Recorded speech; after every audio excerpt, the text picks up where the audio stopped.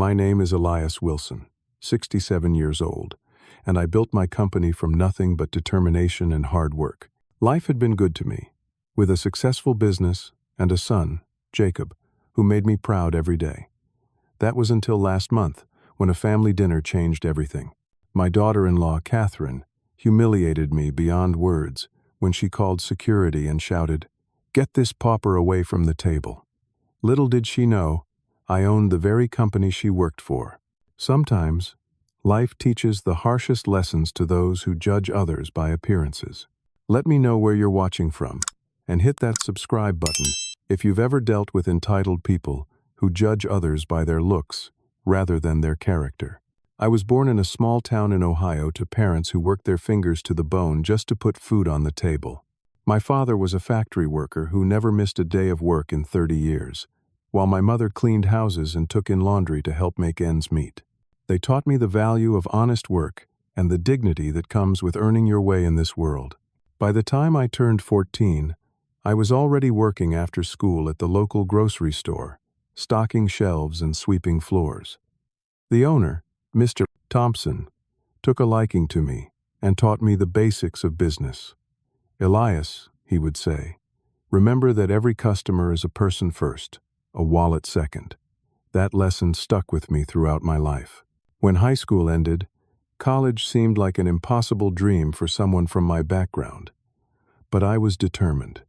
I worked 3 jobs simultaneously, sleeping just 4 hours a night for years.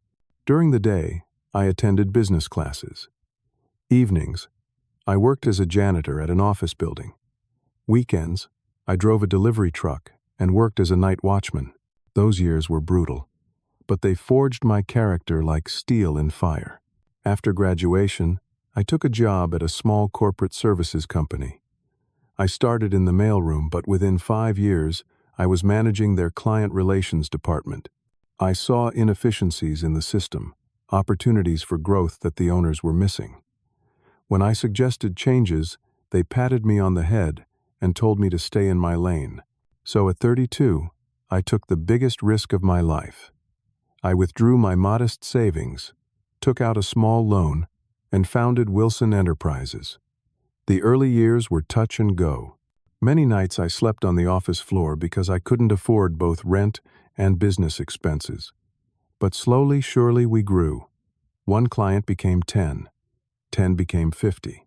I hired good people, treated them fairly, and built a culture based on respect and hard work. Now, 35 years later, Wilson Enterprises provides corporate services to companies across all 50 states. We have divisions handling everything from staffing to facilities management, from corporate training to marketing. I'm proud of what I've built, not because of the money, but because we've created thousands of good jobs and provided valuable services to our clients. My personal life took a different path than my business. I married my college sweetheart, Maria, and we had 1 child, our son Jacob. Maria was my rock, my partner in everything. She kept me grounded when success started coming our way. "Remember where you came from, Elias," she would remind me whenever I considered buying something flashy or unnecessary. 15 years ago, cancer took Maria from us. It was swift and merciless. Jacob was just finishing college when his mother passed. The grief nearly broke both of us. But somehow, it also strengthened our bond. We helped each other through the darkest days. Jacob was all I had left of Maria, and I cherished him even more. Unlike many wealthy business owners' children, Jacob wanted to make his own way. He refused to work at Wilson Enterprises, determined to build his own career without his father's influence. I respected his decision, even encouraged it. He went into finance and quickly proved himself capable and hardworking. The apple hadn't fallen far from the tree, as they say. 4 years ago, Jacob met Catherine Morgan at a corporate event. She was a marketing executive with an impressive resume and striking beauty. She came from money, old money. Her father, Thomas Morgan, ran an investment firm, and her mother, Victoria, was from a banking family. Catherine had the best education money could buy, from private elementary school through her MBA at an Ivy League university. When Jacob first brought her home, I noticed immediately how her eyes darted around my modest house, taking inventory. You see, despite my wealth, I never saw the need for a mansion or fancy cars. I live in a comfortable but ordinary four-bedroom house in a nice, middle-class neighborhood. I drive a 5-year-old American sedan. My clothes are good quality, but not designer labels. I live this way not out of cheapness, but because these things just aren't important to me. Wealth didn't change who I was inside. The lessons my parents taught me about value and worth stayed with me. Besides, I've always believed that true wealth isn't what you have, but what you give. Most of my fortune goes to charitable foundations or is reinvested in the business. Catherine clearly found my lifestyle puzzling, perhaps even disappointing.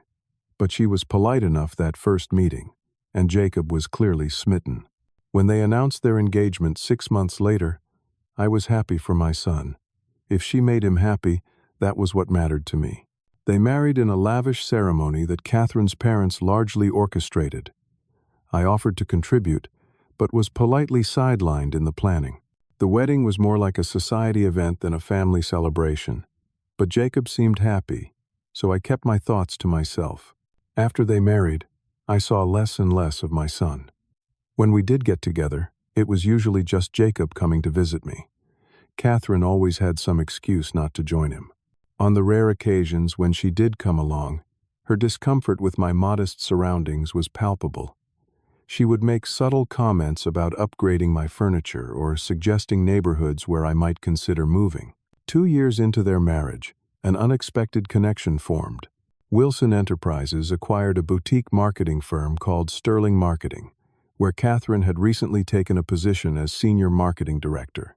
Due to various business reasons, Wilson operated this acquisition under the name Morgan Holdings, a coincidence with Catherine's maiden name that would prove ironic later.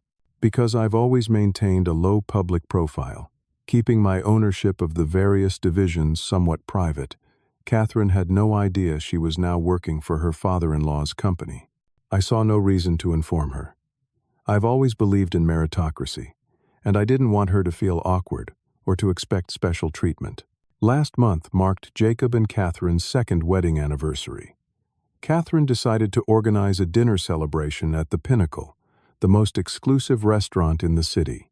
Membership at the Pinnacle costs thousands per year, and there's a 3-year waiting list just to apply. Catherine's father was a longtime member, which is how they secured the reservation. Jacob called me the week before to invite me. "Dad, I really want you there," he said, though I detected a note of tension in his voice. "Catherine's parents will be there, and some of her colleagues from work." "Are you sure Catherine wants me there?" I asked, aware of the growing distance between us. "Of course she does," Jacob replied, though not entirely convincingly. "It's important to me that you come." I agreed because I loved my son and wanted to support him. Also, I held out hope that perhaps this elegant evening might be a chance to bridge the gap with my daughter-in-law. How terribly wrong I was. The day of the anniversary dinner, I took special care with my appearance. While I wasn't going to pretend to be someone I wasn't, I wanted to make an effort for Jacob's sake. I went shopping for a new suit, something tasteful but not ostentatious. The saleswoman at the department store was helpful, steering me toward a well-made navy suit that she said complimented my silver hair and blue eyes. "You look distinguished, sir," she told me, as I examined myself in the mirror. I wasn't so sure about distinguished, but I thought I looked presentable, and that was good enough. For a gift, I had something special in mind. Before Maria passed away, she had given me her father's pocket watch, a beautiful gold timepiece that had been in her family for generations. "Give this to Jacob on a special occasion," she had told me, "and tell him to pass it to his children someday." I had kept it safe all these years, waiting for the right moment. An anniversary celebration seemed perfect. I had the watch professionally cleaned and placed in a new case. It wasn't flashy or obviously expensive like the designer watches that cost thousands, but it had something more valuable: history and meaning. I hoped Catherine would appreciate the sentiment behind it, even if it wasn't as showy as the gifts her society friends might bring. As I prepared for the evening, I reflected on my relationship with Catherine. There had been warning signs of her materialism from the beginning.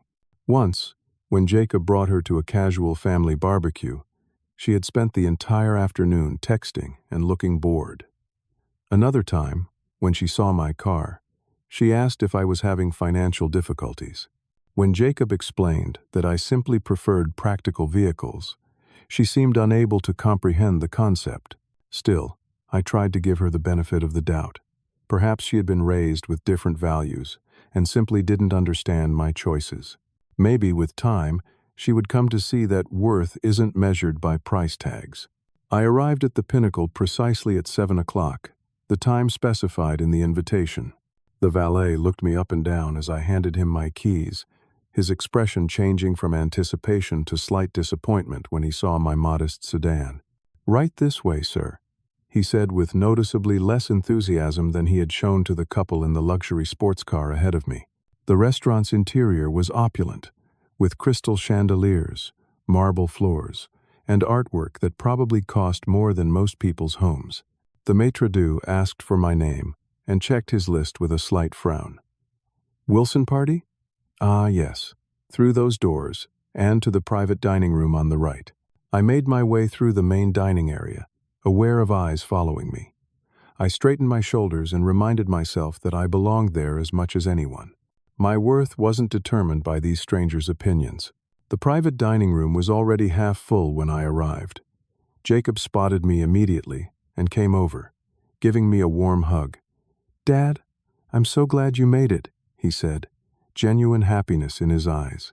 Catherine, standing across the room with a group of elegantly dressed people, gave me a tight smile and a small wave, but made no move to greet me. Jacob led me around, introducing me to Catherine's parents first. Thomas Morgan was tall and imposing in an expensive suit, his handshake firm but cool. Victoria Morgan was slim and perfectly coiffed, her smile never reaching her eyes as she offered her hand limply. "So you're Jacob's father," she said, making it sound almost like an accusation. "Catherine has told us so much about you." Somehow, I doubted those things were complimentary.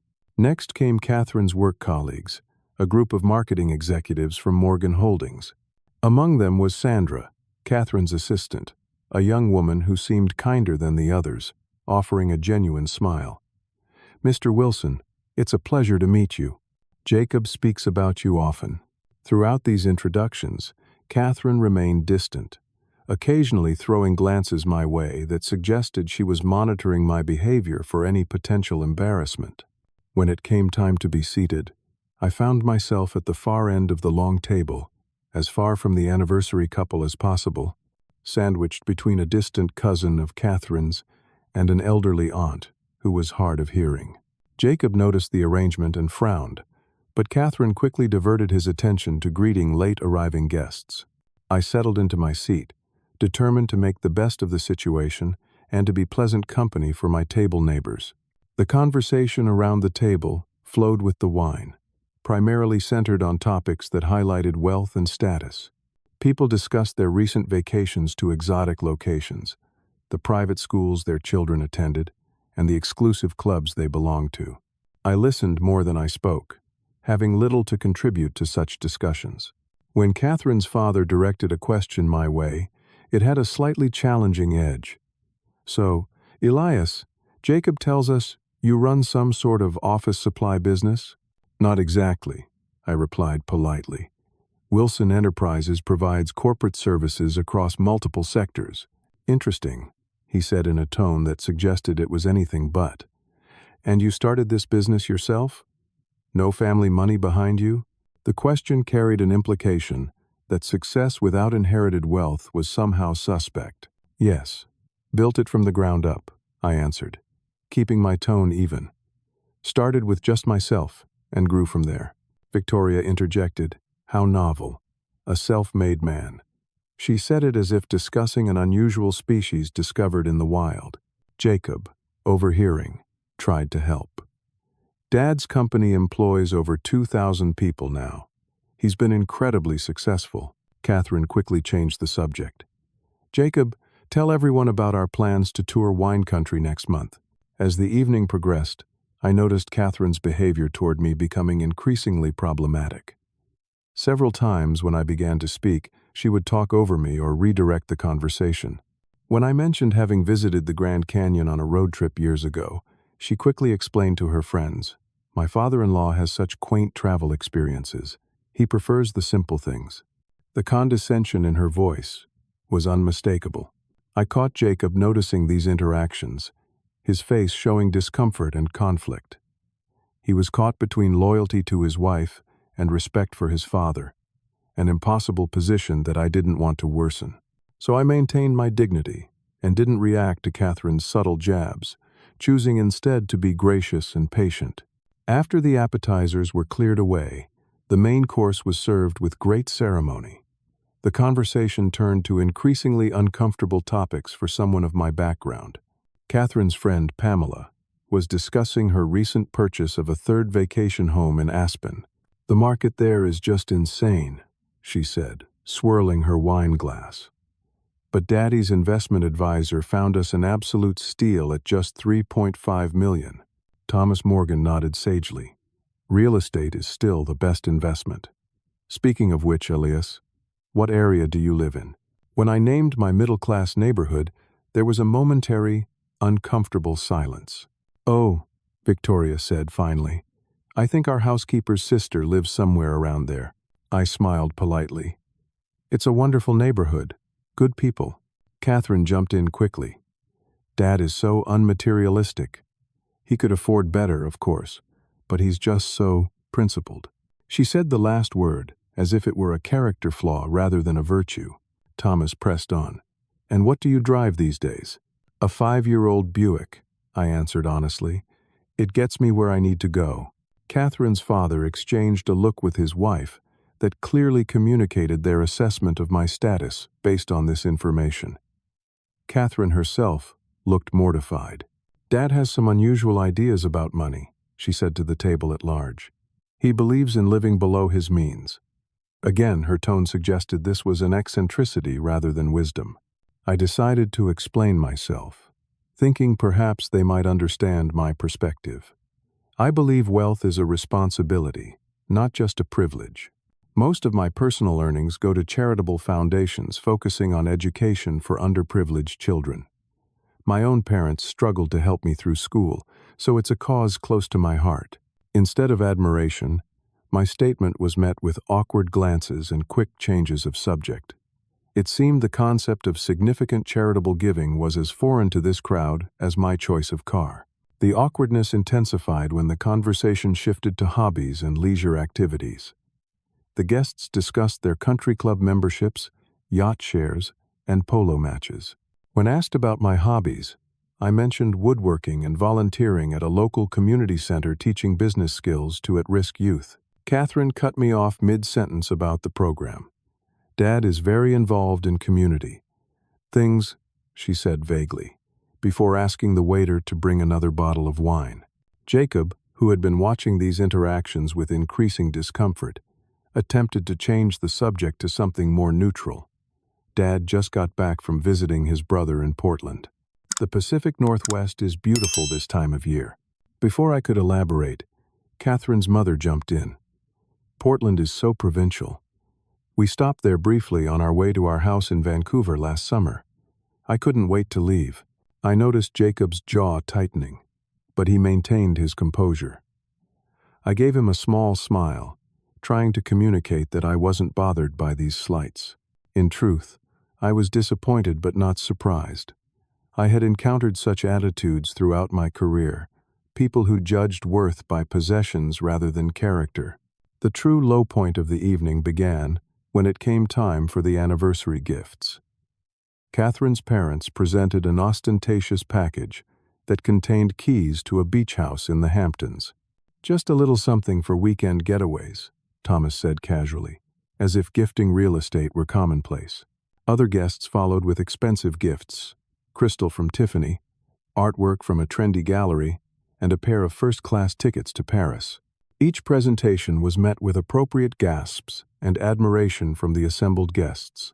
When my turn came, I presented the small box containing Maria's father's pocket watch. This watch belonged to Jacob's grandfather, I explained. His mother wanted him to have it on a special occasion. It's been in her family for 4 generations. Catherine opened the box and stared at the watch. Though well-made and valuable in its day, it clearly wasn't as immediately impressive as the other gifts. How? Nice, she said, quickly closing the box and passing it to Jacob without another look. Thank you. Jacob, however, recognized the significance immediately. Dad, is this Grandpa Giovanni's watch? The one Mom always talked about? He held it carefully, examining the engraving on the back. Yes, I said, my throat tight with emotion. Your mother wanted you to have it. Jacob came around the table and hugged me tightly. This means more than anything else, Dad. Thank you. I saw Catherine's expression darken at this genuine moment between father and son. She quickly called for attention, asking the waiter to bring out a special wine she had selected for toasts. When the sommelier presented the bottle with great ceremony, pointing out that it was a rare vintage costing several $100s per bottle, I made what turned out to be a critical mistake.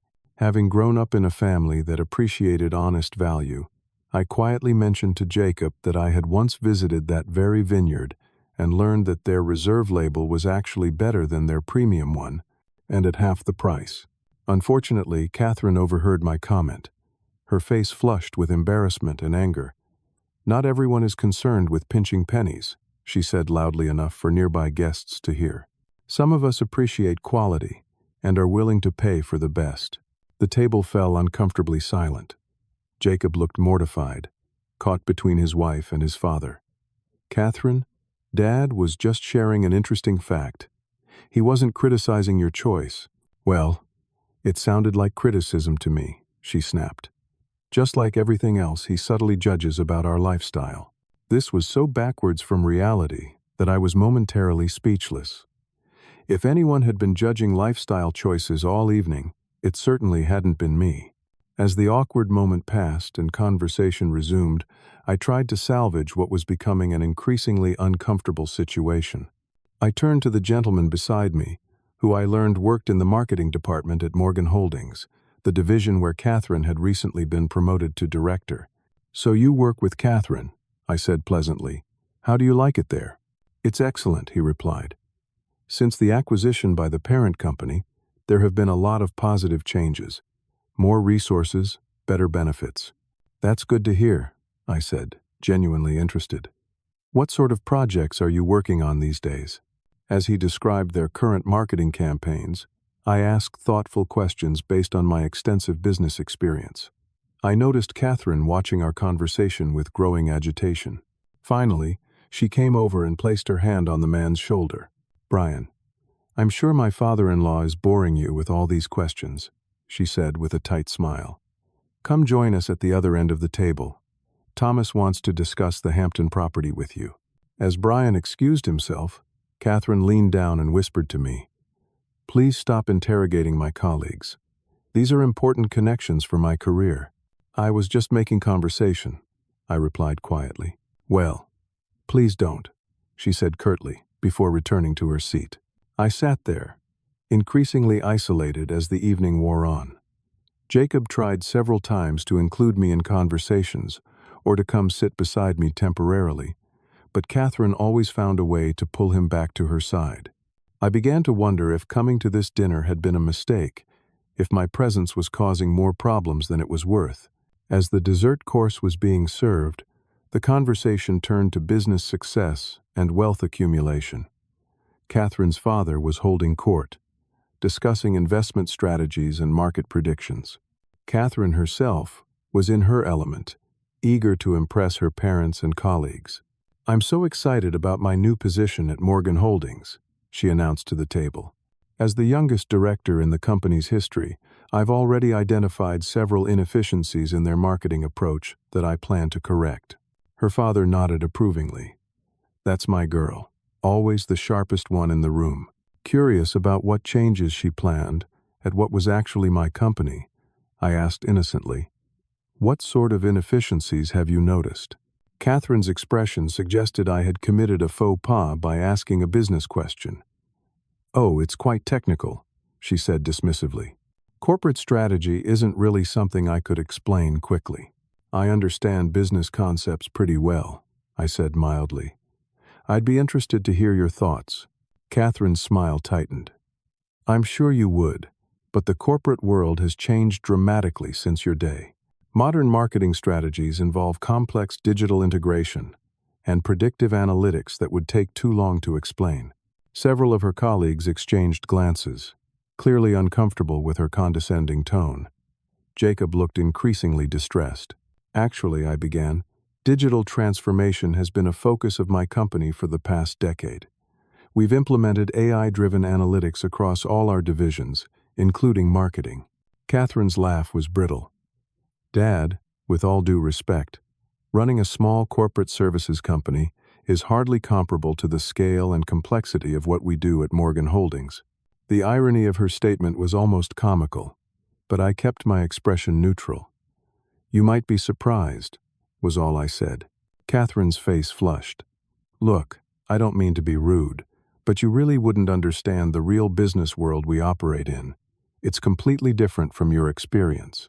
Thomas Morgan joined in, his tone patronizing. "Elias, Catherine, has been groomed for corporate leadership her entire life. Her insights are quite valuable in today's market." I simply nodded, not wanting to escalate the situation. Jacob caught my eye across the table, mouthing "I'm sorry" when Catherine wasn't looking. The tension might have dissipated if not for what happened next. As I reached for the breadbasket, my sleeve caught the edge of my water glass, tipping it over. The water spilled across the table, not dramatically, but enough to dampen the tablecloth near Catherine's mother. It was a simple accident, the kind that happens at dinner tables everywhere. I immediately apologized and reached for my napkin to help contain the spill. "I'm so sorry about that. Let me help clean it up." But for Catherine, this small mishap was the final straw. She stood up abruptly, her chair scraping loudly against the floor. Her face contorted with a mixture of embarrassment and rage that seemed wildly disproportionate to the minor incident. "That's enough," she shouted, loud enough that conversations at nearby tables in the main dining room paused. "I've put up with this all evening, but I won't have you ruining my anniversary dinner." Jacob stood as well, his face pale. "Catherine, it was just an accident. Dad didn't mean to." But Catherine wasn't listening. She turned and gestured frantically to a uniformed staff member near the door. "Security, we need assistance here immediately." The restaurant security guard, looking confused, approached our table. "Is there a problem, ma'am?" Catherine pointed at me, her finger shaking with anger. "Yes, I need you to remove this person from our party." A hush fell over the room. Even her parents looked shocked at the public scene she was creating. Jacob started to protest, but Catherine cut him off. "Get this pauper away from the table," she demanded, her voice echoing in the stunned silence. "He doesn't belong here with civilized people. Look at him. He probably borrowed that suit to pretend he fits in." Gasps came from several guests. Jacob's face drained of all color. "Catherine, stop this right now," he said, his voice low and dangerous. But she was beyond reason, caught in a public meltdown fueled by alcohol and social embarrassment. "He's been embarrassing me all night with his discount store clothes and his community center stories. I'm tired of pretending he's good enough to be at this table." The security guard, to his credit, looked deeply uncomfortable. "Ma'am, I don't think—" "Do your job," Catherine snapped. "Remove him or I'll have you fired too." Thomas and Victoria Morgan had finally found their voices. Instead of calming their daughter, they joined her attack. "Really, this behavior is unacceptable," Thomas said loudly. "Some people simply don't understand proper social conduct." Victoria nodded in agreement. "There are standards at the pinnacle. Not everyone belongs." I sat through this barrage of insults with as much dignity as I could muster. A lifetime of dealing with difficult business situations had taught me self-control, but I won't pretend their words didn't cut deeply. Not because I cared about their opinion of my clothes or my status, but because this was family, my son's wife, treating me like I was less than human based solely on their perception of my wealth. The security guard looked at me apologetically. "Sir, I'm very sorry, but to avoid further disturbance. I stood up slowly, straightening my jacket. I understand, I said quietly. There's no need for further unpleasantness. Jacob rushed to my side. Dad, please don't go. This is insane. I placed my hand on his shoulder. It's all right, son. This isn't your fault. I'm coming with you, he insisted, his face flushed with anger and shame. No, I told him firmly. Stay with your wife. We'll talk tomorrow. Catherine stood triumphantly as I prepared to leave, her expression a mixture of disdain and satisfaction. Perhaps now we can enjoy a civilized evening, she announced to the table. I walked toward the exit with the security guard beside me, not following behind as if I were being ejected, but walking together as if he were escorting an honored guest. I held my head high, back straight, eyes forward. The dining room had fallen silent, all eyes on this uncomfortable procession. At the doorway, I turned back for one last look. Jacob stood frozen, torn between his wife and his father, his face a mask of anguish. Catherine was already reseating herself, speaking animatedly, as if to erase the awkwardness of the scene she had created. Her parents were nodding in approval. In that moment, I felt a profound sadness, not for myself, but for my son. He had married a woman whose values were so different from those I had tried to instill in him. A woman who judged worth by appearance and wealth, rather than character and actions. It was a recipe for unhappiness that I had recognized, but had been powerless to prevent.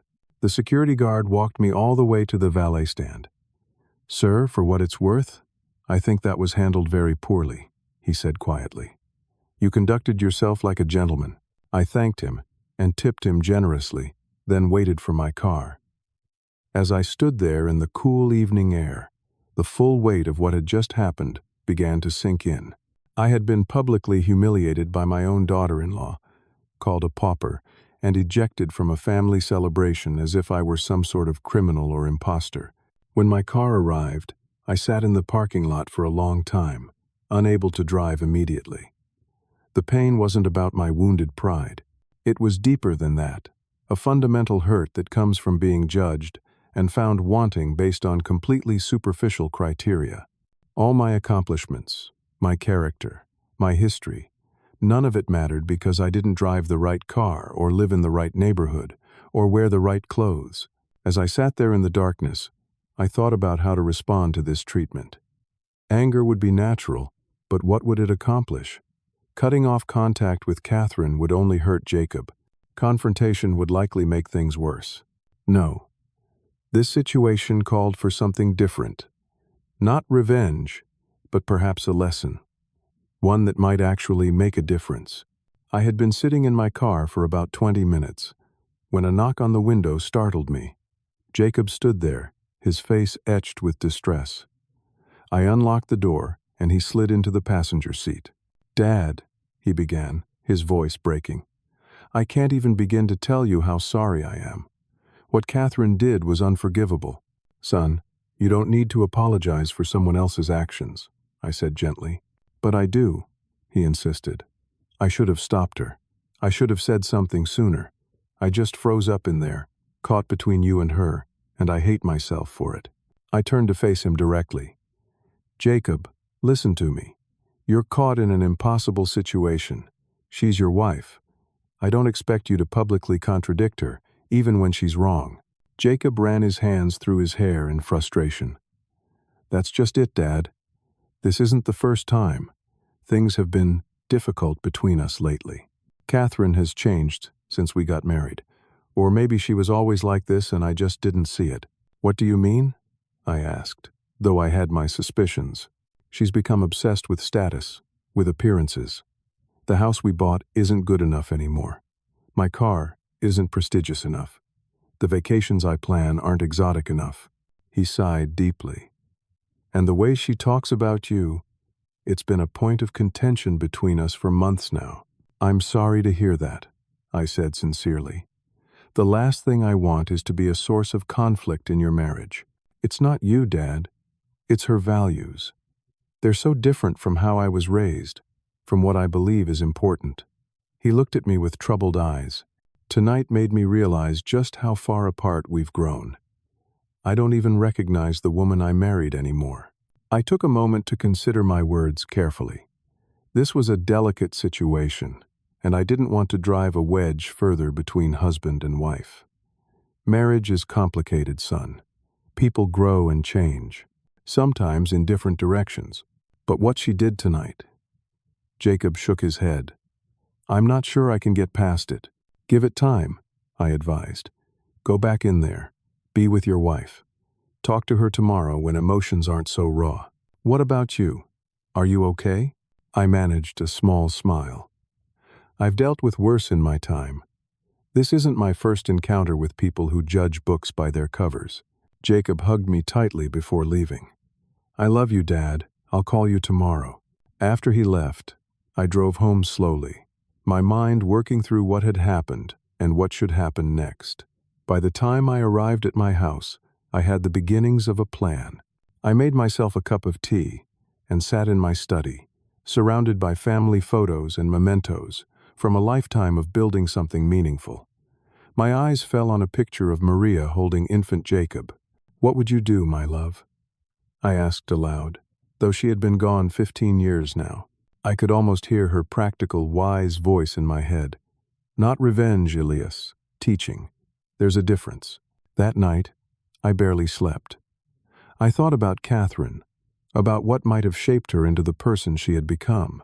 Perhaps she had been raised to believe that worth was measured by wealth and status. Perhaps she had never known the satisfaction of building something from nothing, of earning respect rather than demanding it. Morning found me clear-eyed and resolved. I showered, shaved, and dressed in one of my better suits, the one I wore to board meetings and important client presentations. Today would not be a day for my usual casual attire. I made a phone call to Franklin Davis, my longtime friend and the president of operations at Wilson Enterprises. Franklin, I need to talk to you about a delicate situation involving our Sterling Marketing acquisition, now operating as Morgan Holdings. Of course, Elias. Is there a problem? Franklin had been with me almost from the beginning, one of the few people who knew the full extent of my wealth and influence. Not a problem exactly. More of a teaching opportunity. Can you meet me at headquarters at 9? Franklin agreed, and 2 hours later we sat in my rarely used executive office at corporate headquarters. I explained the events of the previous evening in detail. Franklin listened without interrupting, his expression growing increasingly troubled. So your daughter-in-law has no idea you own the company she works for? He asked when I finished. Correct. The acquisition was handled through our holding company, and I've maintained a low profile as usual. Most employees at that division have never met me. Franklin shook his head. And after treating you that way, she expects to go to work today as if nothing happened? That's where I need your help, I said. I've been thinking about how to handle this situation. I don't want to destroy her career out of spite. That's not who I am, but I do think there's an opportunity here for a valuable lesson. What did you have in mind? I outlined my plan to Franklin, who listened thoughtfully. It's measured, he said when I finished. Fair, but impactful. Very you, Elias. I need to know about her work performance first, I said. Is she good at her job, politics aside? Franklin consulted a file he had brought with him. According to her supervisors, she's competent but not exceptional, technically skilled but difficult to work with. There have been several complaints about her treatment of support staff and junior team members. That information solidified my resolve. And what about her assistant, Sandra? I met her briefly last night. She seemed like a decent person. Sandra Chen? She's excellent. Underutilized in her current role, according to her previous manager. She has a marketing degree from State and has submitted several innovative campaign ideas that Catherine apparently took credit for. I nodded, the final pieces of my plan falling into place. Good. Let's proceed then. While Franklin made the necessary arrangements, I called Jacob to check on him. How are things this morning? I asked when he answered. Tense, he admitted. Catherine barely spoke to me after I came back to the table last night. She's already left for work, still angry that I took your side against her. I'm sorry to put you in this position, I said sincerely. Don't apologize, Dad. You did nothing wrong. He paused. I'm going to have to make some difficult decisions about my marriage. Catherine and I clearly have fundamental differences in values that I can't ignore anymore. Take your time, son. These aren't decisions to make in the heat of emotion. I know. Listen, I was thinking of stopping by your place after work. Would that be okay? I hesitated, knowing what I had planned for today. Actually, why don't you meet me at my office instead? The Wilson Enterprises headquarters downtown. Your office? You haven't asked me to meet you there in years. I think it might be informative, was all I said. Around 4 o'clock? He agreed, sounding puzzled but not suspicious.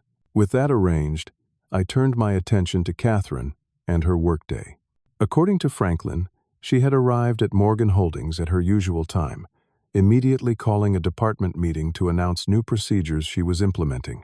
Several of these directly contradicted strategies that had been approved at the corporate level, but Catherine seemed unconcerned with following proper channels. By mid-morning, everything was in place for what I hoped would be not an act of revenge, but a much-needed wake-up call.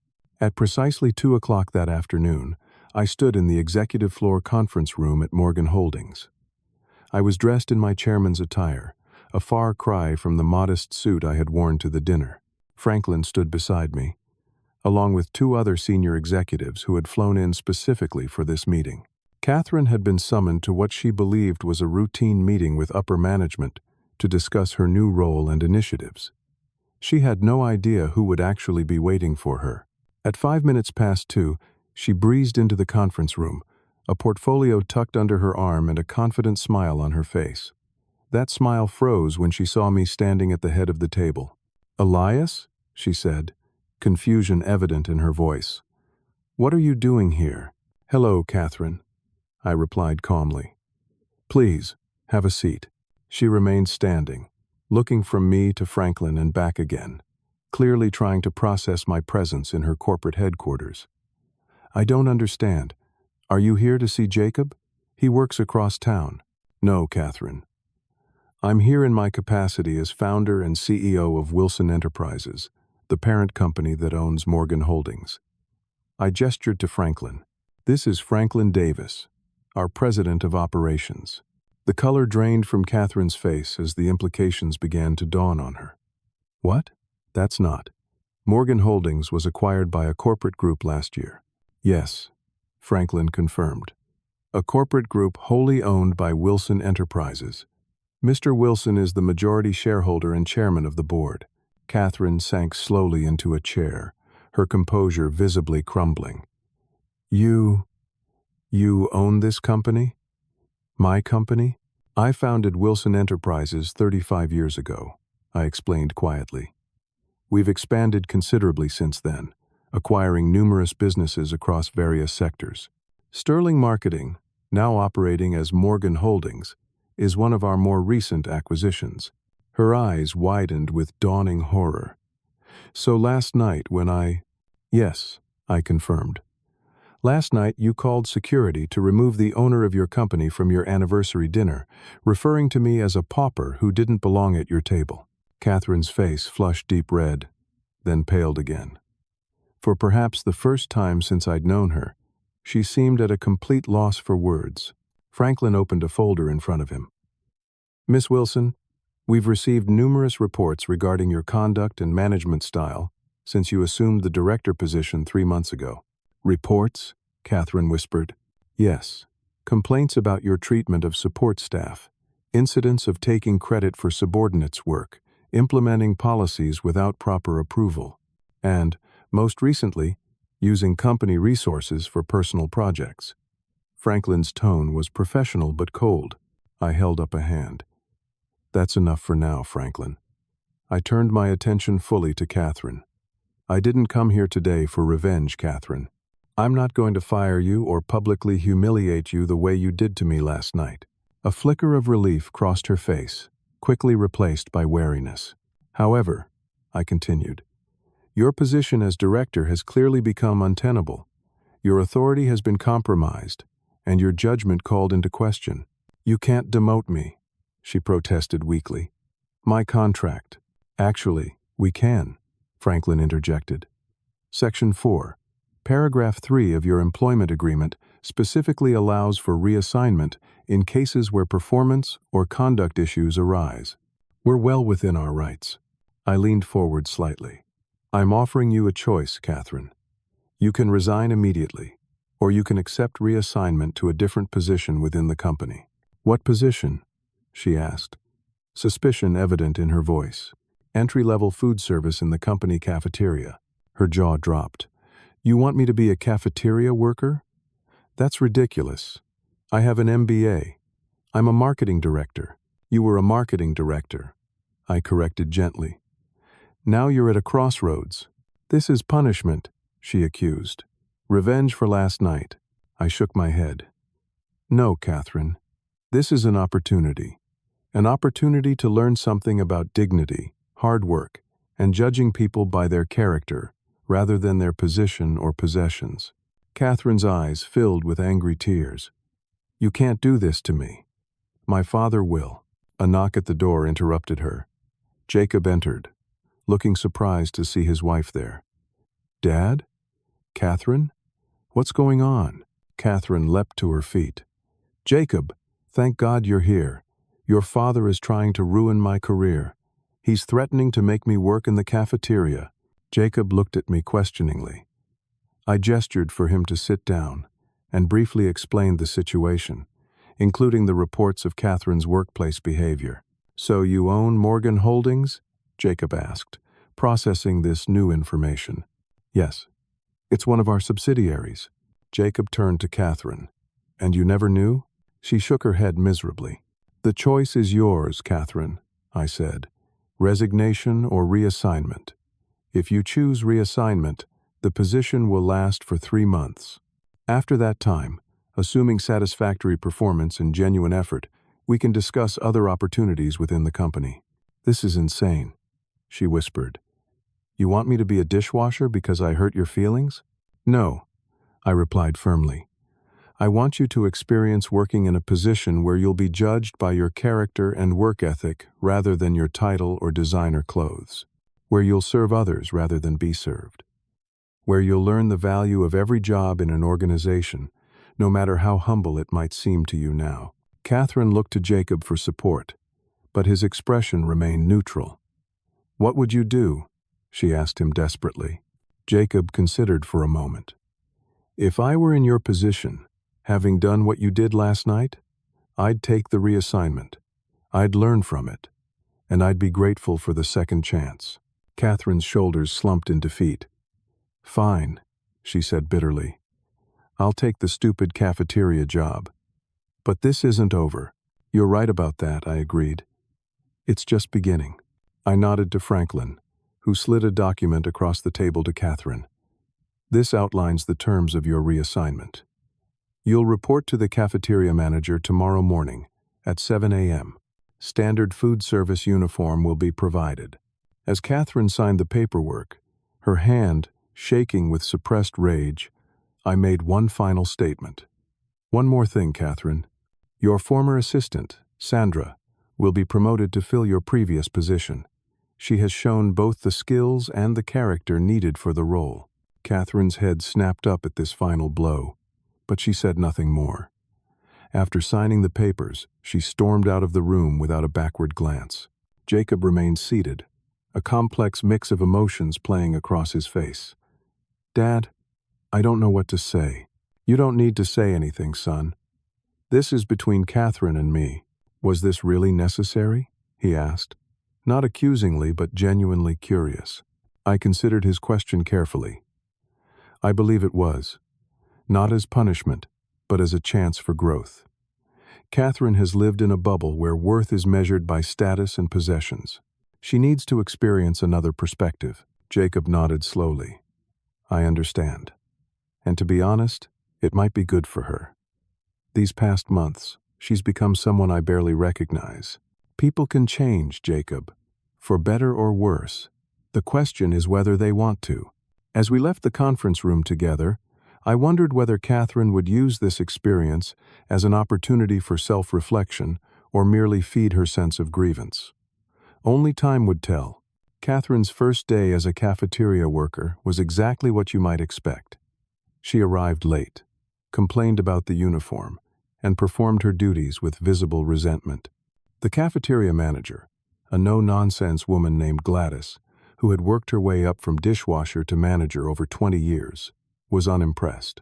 "I don't care who you're married to or what job you used to have," Gladys told her bluntly. "In my kitchen, everyone pulls their weight.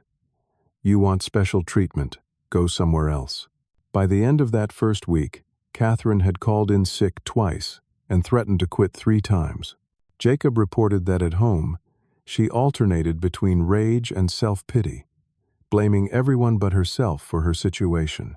"She still doesn't get it," Jacob told me over dinner at my house that Sunday. "She sees this as some sort of cruel punishment, rather than an opportunity to learn something." "Give it time," I advised. "Real change doesn't happen overnight." The second week brought a minor breakthrough. One of the regular cafeteria workers, a single mother named Lucia, fell ill. With the lunch rush approaching and the kitchen short-staffed, Catherine had no choice but to step up. According to Gladys, she worked harder that day than she had all week combined. "She's got potential," Gladys reported to me during one of our regular check-ins. "Just needs her entitled attitude adjusted." By the end of the first month, something unexpected was happening. Catherine was actually learning the job and, more surprisingly, beginning to form relationships with her coworkers. She learned that Lucia was putting herself through night school while raising 2 children alone. She discovered that one of the older dishwashers, Robert, had once been a successful accountant before alcohol derailed his career and was now 5 years sober and rebuilding his life. These people she would have previously dismissed as unimportant were becoming real to her, their struggles and triumphs meaningful. She began to see them as individuals with their own complex stories rather than faceless service workers. Jacob noticed the change at home as well. "She's different," he told me. "Less focused on status, more thoughtful." Yesterday, she actually defended one of the cafeteria workers when her mother made a dismissive comment about menial jobs. 6 weeks into Catherine's reassignment, I received a request from her to meet. We sat in a small conference room near the cafeteria, Catherine still in her food service uniform. "I want to thank you," she said, the words clearly difficult for her to speak, "not for demoting me, that still feels humiliating, but for the lesson it's teaching me." "What lesson is that?" I asked quietly. She considered her answer carefully. "That worth isn't about job titles or designer clothes or which neighborhood you live in. It's about how you treat people. It's about the impact you have on others' lives." I nodded, encouraged by her insight. "That's a valuable lesson indeed." "I've been terrible to you," she admitted, her eyes downcast. "Not just at the dinner, but ever since I met you. I judged you based on your car and your house and your clothes. I never bothered to know the real you. And now? Now I'm beginning to understand why Jacob admires you so much. You built something meaningful from nothing. You stayed true to your values despite your success." She looked up, meeting my eyes directly. "I want to apologize, truly apologize, for how I've treated you." Her apology seemed genuine, a marked contrast from the entitled woman who had called security on me 2 months earlier. "Apology accepted," I said simply. "I don't expect to get my old job back," she added quickly.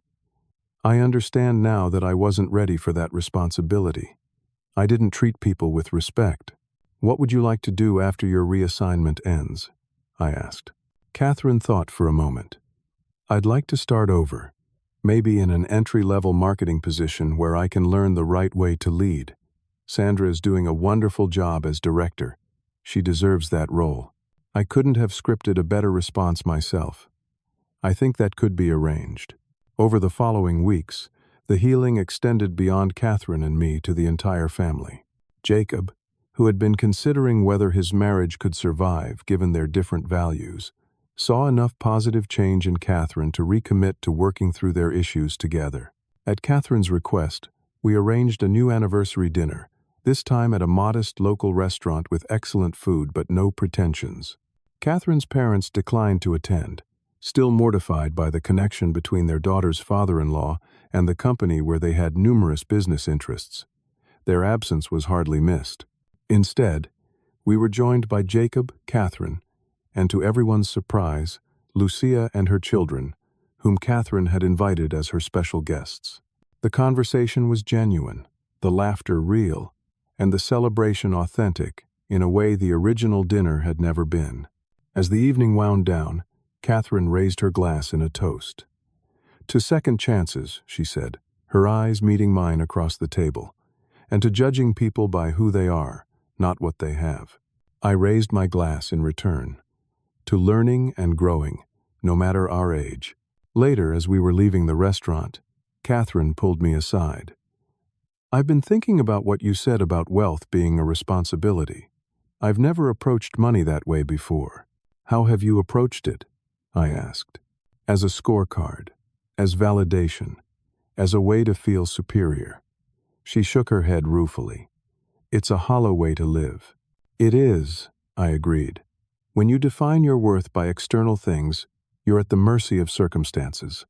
True worth comes from within, from your character, your actions, your impact on others." She nodded thoughtfully. "I'm learning that. Slowly, but I'm learning." 3 months to the day after Catherine began her cafeteria assignment, she completed her final shift.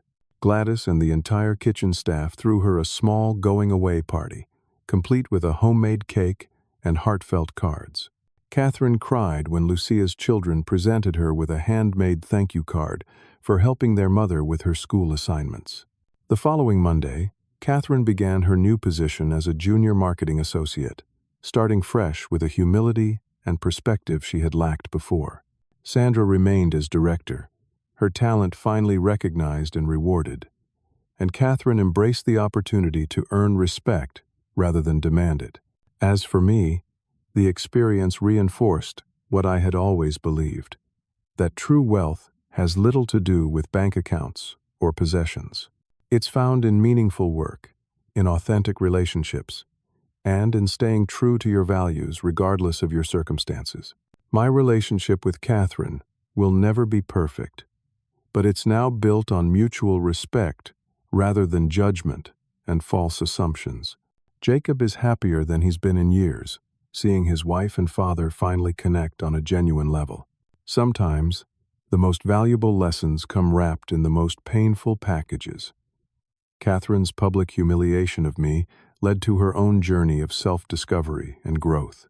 My response, while difficult for her, ultimately gave her the chance to become a better version of herself. I've learned, through my 67 years on this earth, that we have a choice in how we respond to those who wrong us.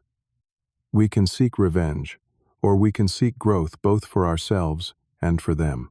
The easy path is retribution. The worthwhile path is transformation. What about you? Have you ever been judged unfairly based on appearances? How did you respond? I'd love to hear your stories in the comments below.